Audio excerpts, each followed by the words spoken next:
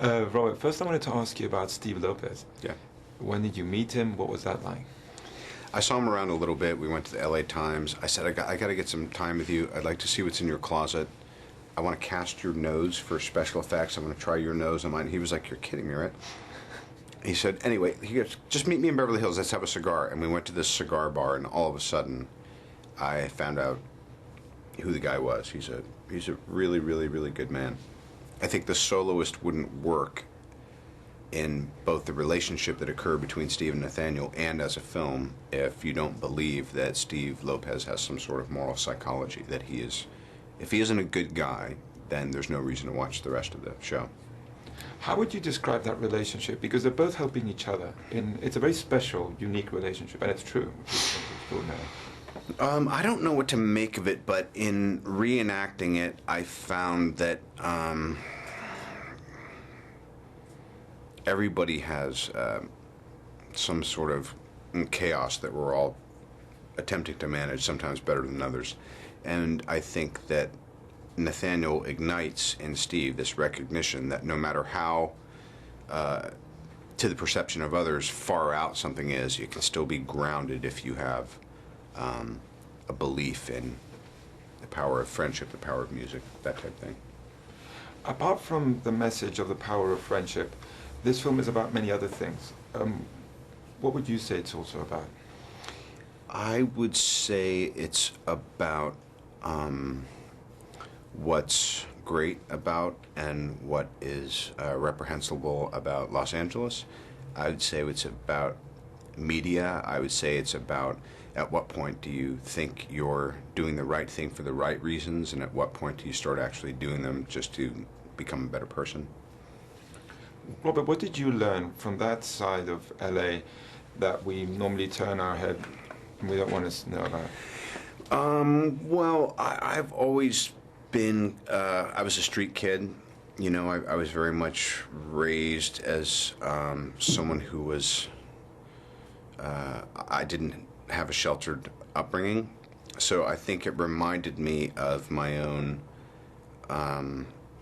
openness and awareness of growing up. But you get a little sheltered and you get a little space and you have a couple hit movies and you're flying around in private airplanes, and I think it was really, really, really important for me, for my own humility, to get back to the essentials of acting, filmmaking, and interacting with these amazing people who have such challenging lives.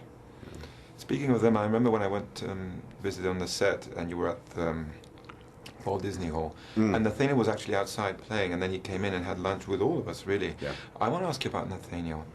What was he like to meet? What have you learned from meeting him? I love the guy. I do not find him off-putting or disquieting at all. And I think from my perception, our perception, he might seem to be pretty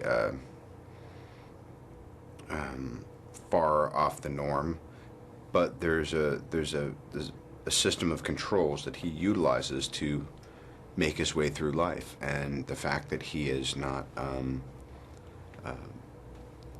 you know, homeless or dead or acting out in any way, I think is, as long as there's containment on that and there's harm reduction, it really is. So many other cultures, they don't have the same judgment on mental illness, whatever that is, that the West does. They are much more understanding of that it's just a natural occurrence, you know, it's a chaotic occurrence. What do you think Jamie brought to that role? I think he brought himself, and he's a serious actor, and he doesn't take himself seriously, but he takes his work seriously. So I think it was a very, very, very difficult role for him, and he gave it everything, and it's right there on screen, you know. It's interesting that you say that about taking seriously, because the film also has some moments of humor. And I think that's also helpful and to challenge the real dramatic relationship. There's some humor, there's some moments that... I think about those dramas, Kramer versus Kramer. I tend to think back to the 70s and Sidney Pollack and Sidney Lumet and all these guys who are great dramatic storytellers. There's always there's always humor, and I don't want to say comedic relief, but there's always the irony of what the characters are going through. And I think it's unfair to tell a quote-unquote dramatic story in an entirely serious way. I do believe this film required a special director with a special sensitivity to really accomplish what it has accomplished. What do you think, well, will you ask you about Joe Wright and working with him? Well, Joe is an artist.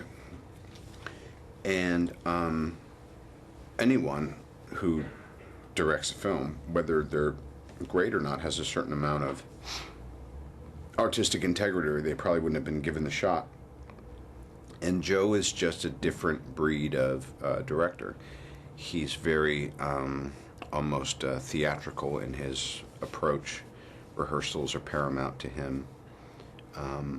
He's got a fantastic eye, and he really genuinely is not unlike Richard Attenborough. He is very much a squad leader, and you feel that he's right out there in front of every moment that's happening. You know, he'd be the first to take a bullet. And isn't Catherine Keener extraordinary? Yeah, she's... I don't even know what to say about her, because we have such a playful relationship. She sends me the most awful, hurtful emails all the time, just saying what a bastard I am and all these other things. But she also sends me a word a day, wordsmith, where I get French words and Latin things and all these words. So she's probably one of the smartest gals I've ever come across.